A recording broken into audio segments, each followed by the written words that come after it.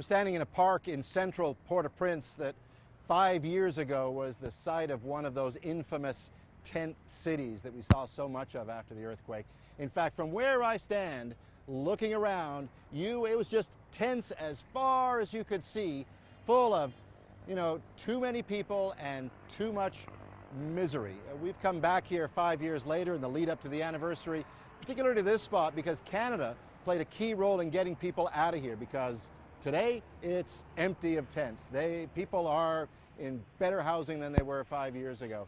Canada's role here was to get as many people as they could into sort of proper bricks and mortar apartment rentals, and then to monitor them to make sure they stay there, because the idea was to keep people simply from moving from one slum to another. And Canada's been sort of played a big role in one of the success stories since the earthquake. We're going to be telling you stories like that, the good and the not so good, in the run up to the 5th anniversary.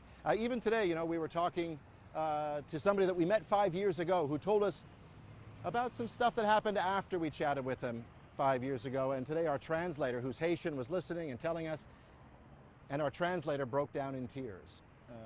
Because 5 years later, even though this is a city that has moved on and rebuilt and reinvented itself, in so many ways it is still so close to the surface for so many people here in Port-au-Prince. So 5 years later, we'll have these stories over the next few days in the run-up to the anniversary next week of the quake that tore this place apart and brought so much misery, but out of which Port-au-Prince has rebuilt. Paul Hunter, CBC News, Port-au-Prince.